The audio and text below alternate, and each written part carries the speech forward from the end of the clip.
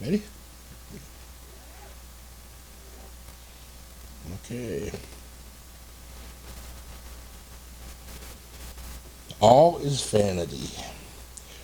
When I first started reading this Bible, my favorite book was the book of the preacher. And now it's turned into John, but I still want to talk about my very first favorite book. Have you ever had your expectations utterly shattered? Like, you had these assumptions about how something was going to turn out, and it just blew up in your face? Maybe you didn't even realize that you had these expectations until you see them all broken into pieces, and you say to yourself, this is not the way it's supposed to be. As an illustration, imagine you went to college. Right out of high school, you knew what you wanted to do for a career, and you had all of these dreams and ambitions. So you put in the work of 4 years, graduated, and eventually you got hired. You did the right thing, according to conventional wisdom.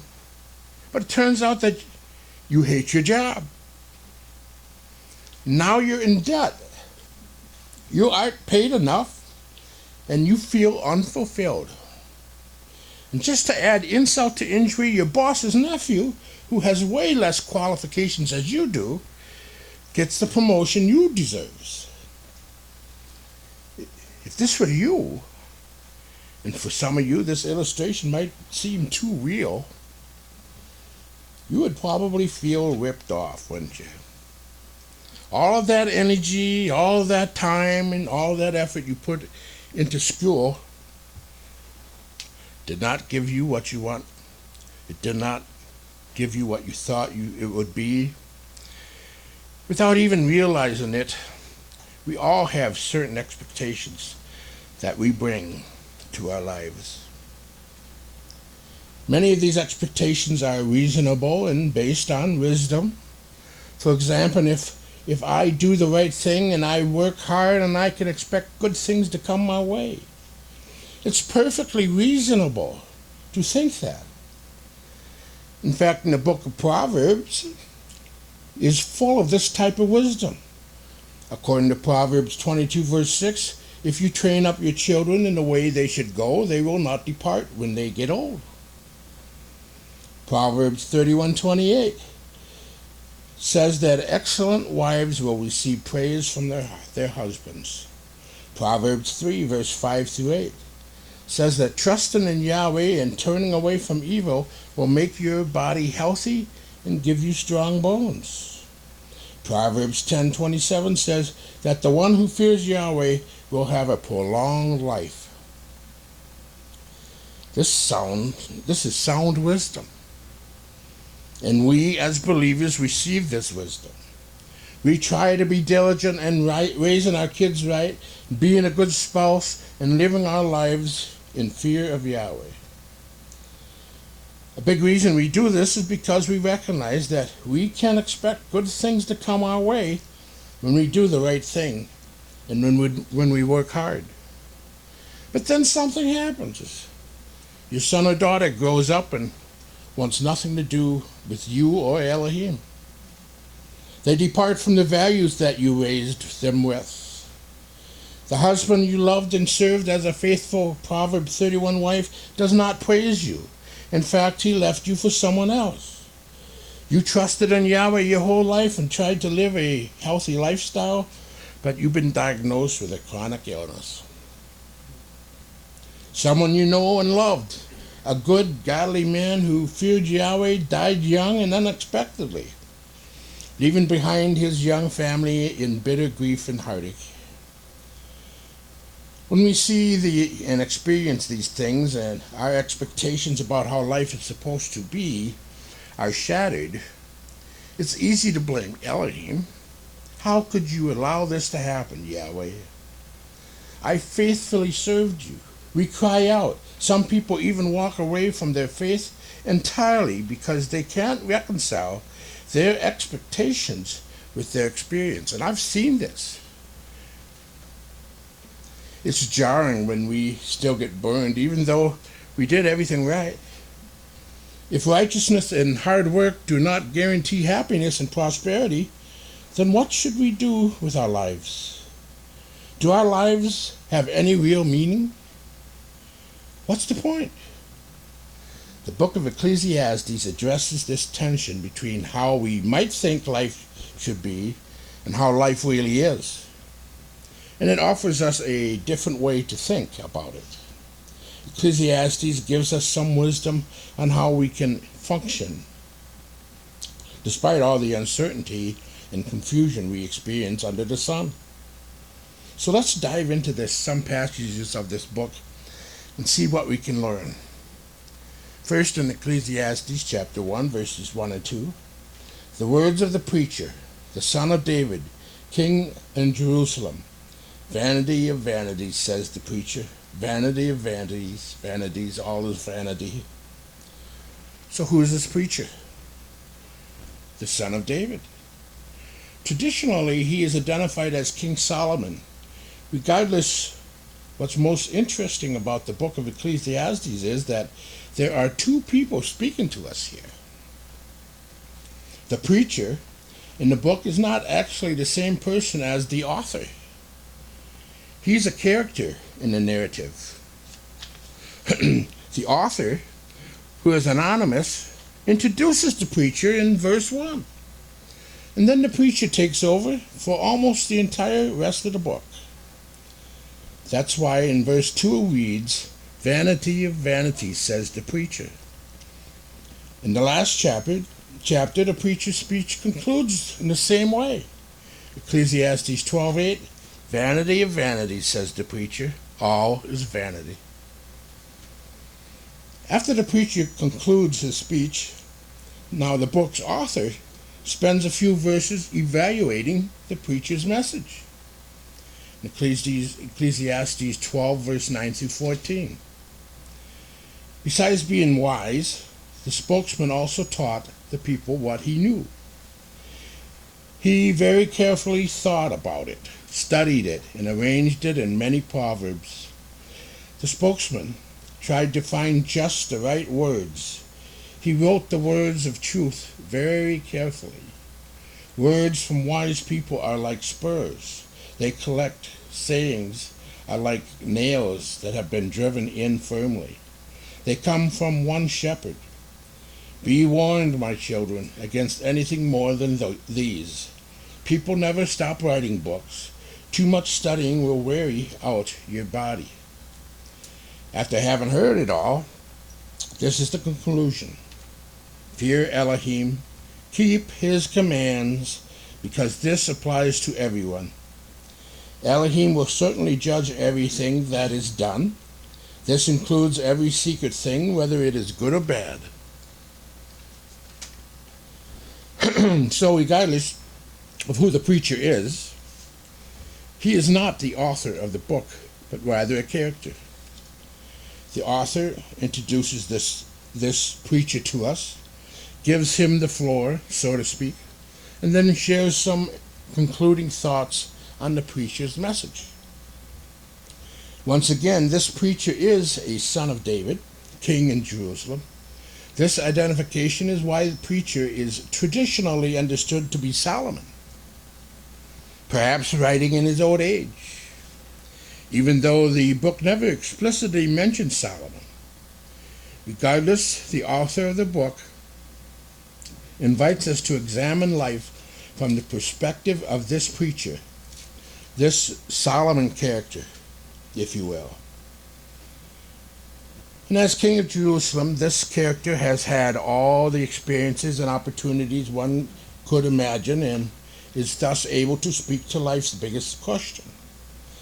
So what is the preacher's central thesis? Well, as we can see in his opening and closing remarks, it is that all is vanity.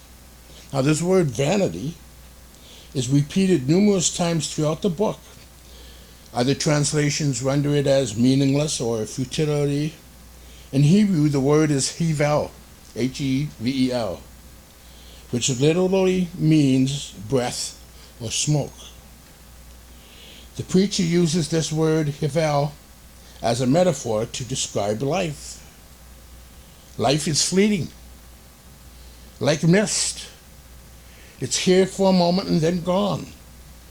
James captures this idea in his epistle in James chapter 4, verse 14. What is your life? For you are a mist that appears for a little time and then vanishes.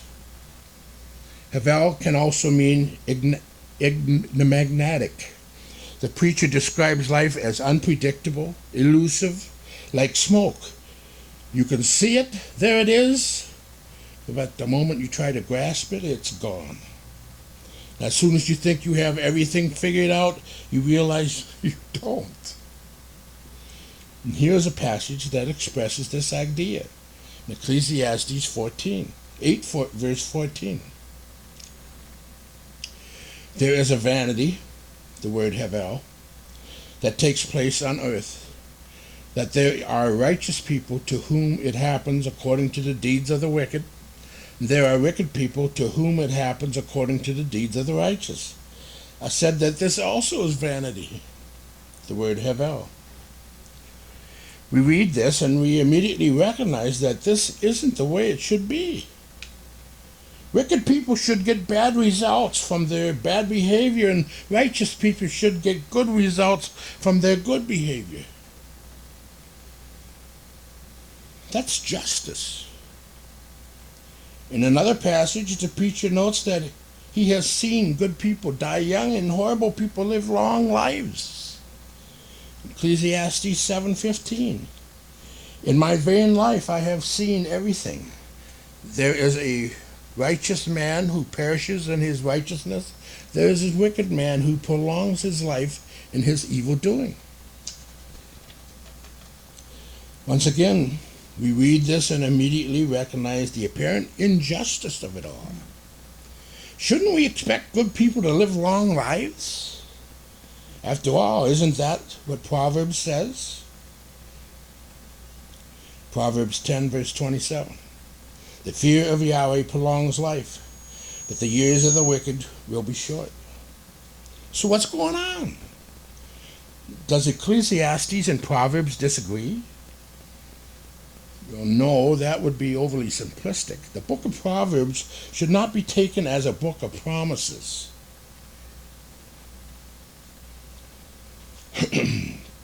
Proverbs speaks to the way of life generally goes, but the stated outcome of certain behaviors in Proverbs should not be understood as guaranteed. Also, the preacher of Ecclesiastes does admonish us to fear Elohim and live wisely. And he even indicates that life will generally be better when we do so. In Ecclesiastes 5, starting in verse 1, watch your step when you go to the house of Elohim.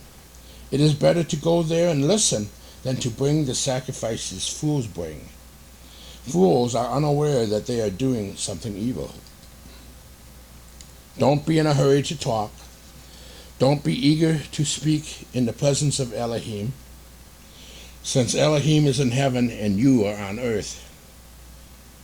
Limit the number of your words. Daydreaming comes when there are too many worries. Careless speaking comes when there are too many words. When you make a promise to Elohim, don't be slow to keep it, because Elohim doesn't like fools. Keep your promise. It is better not to make a promise than to make one and not keep it. Don't let your mouth talk you into committing a sin. Don't say in the presence of a temple messenger, my promise was a mistake. Why should Elohim be angry at your excuse and destroy what you've accomplished? In spite of any daydreams, pointless actions, and empty words, you should still fear Elohim. Ecclesiastes 5, verse 1 through 7. However, the preacher in Ecclesiastes repeatedly points out that there are no guarantees in life under the sun. While life does work out the way we might expect it should sometimes, that isn't always the case. Often wicked people prosper and righteous people suffer. Justice does not always prevail in our fallen world. The preacher considers this Havel. It's an enigma. There is no certainty in it. Ecclesiastes 1 verse 3, what does man gain by all of the toil at which he toils under the sun? The phrase under the sun is another important phrase. Consistently used throughout the book of Ecclesiastes, the phrase is basically a reference to life in our fallen world. Throughout his speech, the preacher explains why many of the things we spend our lives caring about and working towards have no lasting meaning in our fallen world. Here's what he says in Ecclesiastes 1, verse 4 through 11. A generation goes and a generation comes, but the earth remains forever. The sun rises and the sun goes down, and hastens to the place where it rises. The wind blows to the south and goes around to the north. Around and around goes the wind, and on its circuits the wind returns. All streams run to the sea, but the sea is not full. And to a place where the streams flow, they flow again. All things are full of weariness. A man cannot utter it. The eye is not satisfied with seeing, nor is the ear filled with hearing. What has been, and what will be, and what has been done is what will be done. There is nothing new under the sun. Is there a thing of which it is said, see, this is new? It has been already in the ages before us. There is no remembrance of former things, nor will there be any remembrance of latter things, yet to be, among those who come after. So what is the preacher saying here? Basically, time is going to erase everything you have achieved. Eventually, nobody will remember you or things you built. The sun rises and sets continually, and everything you've done will pass away in time. So really, what lasting significance does your life have under the sun? It's all going to be forgotten. But then everyone stopped using MySpace. Facebook took over.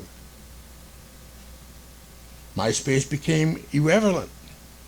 All that energy put into building a MySpace account came to nothing as time went on.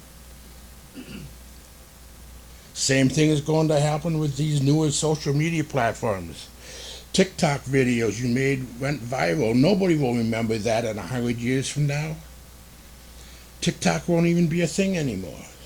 It will be a way of Vines. What? You don't remember Vines? We put all of our time and energy into things that ultimately will be forgotten.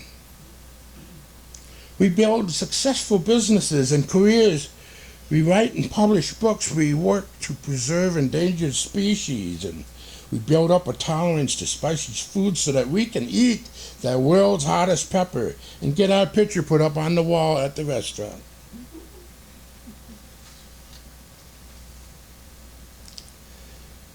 But the sun will still rise and set. Everything you've done and cared about will pass away in time. So what lasting significance do your achievements or social status have under the sun? It's all going to be forgotten. This is the way it's always been. And it holds true even on a larger scale. For instance, people collectively put energy into building entire empires, and eventually it just passes away. The Persian Empire, it was a powerful empire. It lasted about 200 years.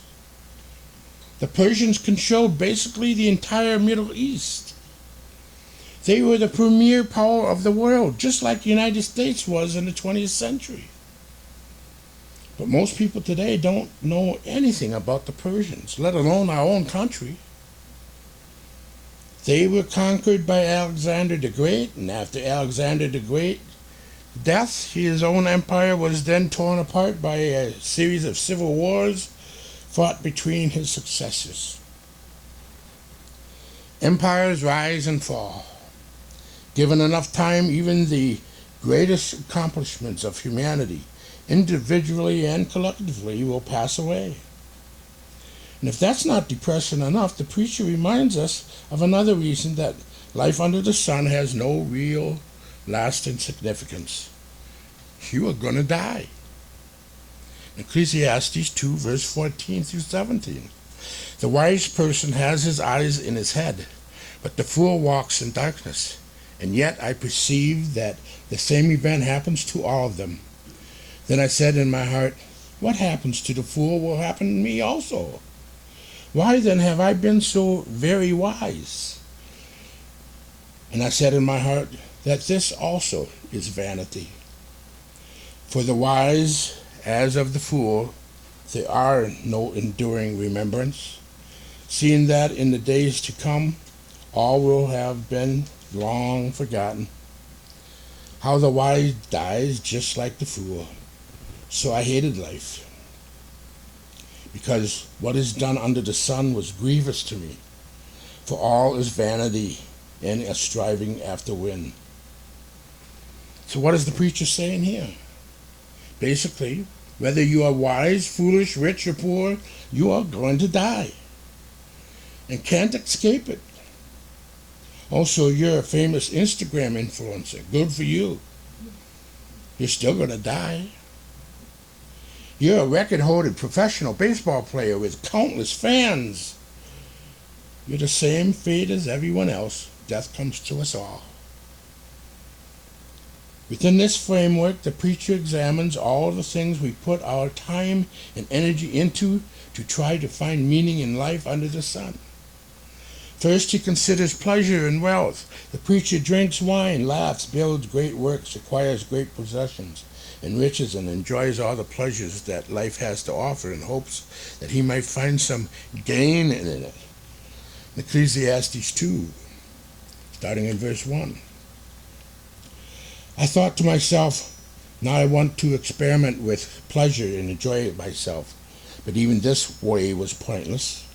I thought laughter doesn't make any sense. What does pleasure accomplish? I explored ways to make myself feel better by drinking wine. I also explored ways to do some foolish things.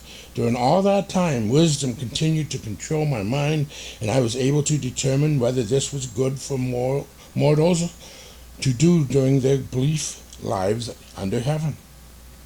I accomplished some great things. I built houses for myself. I planted vineyards for myself. I made gardens and parks for myself.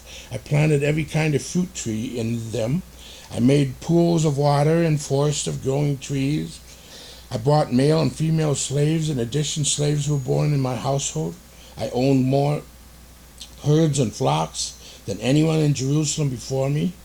I also gathered silver and gold to myself, and I gathered the treasures of kings and providences. I provided myself with male and female singers, and the pleasures of men have with one concubine after another. In the end, however, he found no lasting significance in the pursuit of pleasure. Ecclesiastes 2, 9 verse through 11. So I became great and surpassed all that were before me in Jerusalem. Also my wisdom remained with me, and whatever my eyes desired I did not keep from them. I kept my heart from no pleasure, for my heart found pleasure in all my toil, and this was my reward for all my toil. Then I considered all that my hands had done, and the toil I had expended in doing it. Behold, all was vanity and a striving after wind. There was nothing to be gained under the sun. While the preacher found pleasure in his toil, he says it was his reward at the end of the day, that there was no genuine gain in any of it. This reward itself was not enough to bring lasting fulfillment in life. He's still going to die. He won't be able to take any of his riches or possessions with him. And the preacher considers wisdom in Ecclesiastes 2 verse 12. Then I turn my attention to experience wisdom, madness and foolishness. For instance, what can the man who replaces the king do? Only what he already has been done. But once again, while wisdom does have its benefits, in Ecclesiastes 2 verse 13, but I saw that wisdom has an advantage over foolishness, as light has an advantage over darkness. Ultimately fails to deliver any real lasting significance. Whether you are wise or foolish, you are still going to die. Nothing is left over after your life ends. So your wisdom cannot offer any real gain to your life under the sun. The preacher considers toil, working hard to build something great and useful. Perhaps this offers some gain beyond death. But once again, this is vanity. This route only leads to working your life away and losing sleep worrying about your work. Ecclesiastes 2 verse 23. Their entire life is filled with pain. Their work is unbearable. Even at night, their minds don't rest. Even this is pointless. Sometimes you don't even get to enjoy the fruit of your labors, and you have to leave it all to someone else who might be a total fool, not even appreciate it. In Ecclesiastes 2 verse 18.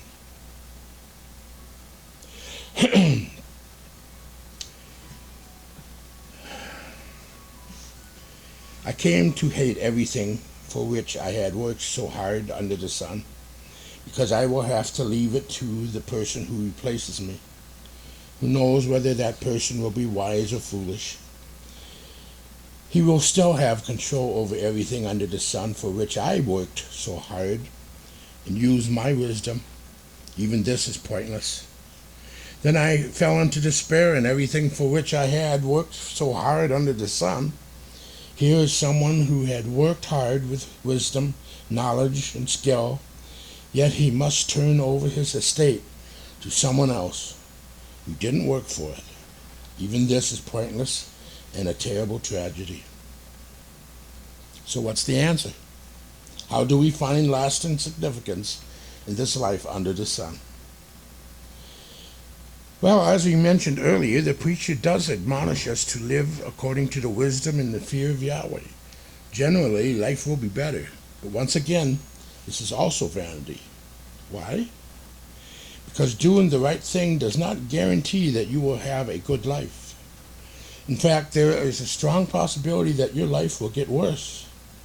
You might even die young, while the foolish and wicked live long, comfortable lives. Did Yeshua live long, comfortable life? He was put to death. Eventually, we all die anyways, and whether righteous or wicked. No matter how good and faithful you are, you will die. Time will move forward, and you will be forgotten. Therefore, while we still live righteously and in accordance with wisdom, because that's what the life Elohim calls us to, wisdom and fear of Yahweh still doesn't provide genuine gain under the sun. Life is too unpredictable. All is vanity. So how do we function amid all of this havel under the sun? The preacher's answer is to stop trying to control life and enjoy the good while you have it. Ecclesiastes 5 verse 18. Behold, what I have seen to be good and fitting is to eat and drink and find enjoyment in all the toil with which one toils under the sun, the few days of his life that Yahweh has given him. For this is his lot. Everyone also to whom Yahweh has given wealth and possessions and power to enjoy them and to accept his lot and rejoice in his toil. This is the gift of Yahweh. For he will not much remember the days of his life, because Yahweh keeps him occupied with joy in his heart. You cannot control life. It is havel, unpredictable, fragile, fleeting. Therefore, free yourself from the constant strivings after wind and learn to enjoy the good things while you have them. Let go of your expectations about how life should be and embrace the life you have. There will be tragedies. You will suffer. Ultimately, you will die. So make the best of the good times. If you find a spouse, love them and enjoy them. Laugh about the darndest things your young son or daughter said at dinner. Hang out with your friends and talk about movies. Open that expensive bottle of good wine. And yes, go ahead and write that songbook or build that bookshelf and fix up that old car or do things that you can find satisfaction in. These good and enjoyable things are not guaranteed in life. You can't control how long they last. Therefore, enjoy them while you have them and receive them for what they are. They are the gifts from Yahweh. But there's still a lingering tension, isn't there? Does this life have any meaning beyond enjoying the few good days given to us under the sun? Well, after the preacher gives his speech, the author of Ecclesiastes gives his take on the preacher's message. In Ecclesiastes 12, verse 9, besides being wise, the preacher also taught the people knowledge. Weighing and studying and arranging many proverbs with great care, the preacher sought to find words of delight, and uprightly he wrote words of truth. The words of the wise are like golds, and like nails firmly fixed are the collective sayings. They are given by one shepherd. My son, beware of anything beyond these. Of making many books there is no end, and much study is weariness in the flesh. The end of the matter, all has been heard. Fear Yahweh. Keep his commands. For this is the whole duty of man. For Yahweh will bring every deed into judgment, with every secret thing, whether good or evil. Essentially, the author's takeaway of this, the preacher has some good and truthful things to say, but there is something more to keep in mind. That is, even if we can't make sense of certain things that happen in life, that doesn't mean life has no meaning. Even though life seems unpredictable and uncertain from our limited perspective, somehow it all makes sense from Yahweh's eternal perspective. We can take comfort in knowing that life is meaningful and what we do does matter, just not always the ways that we can see. But Yahweh sees it. He brings every deed into judgment. Justice will prevail in the world to come. Therefore, fear Yahweh and keep his commandments. He will make everything right in the end. Yahweh bless.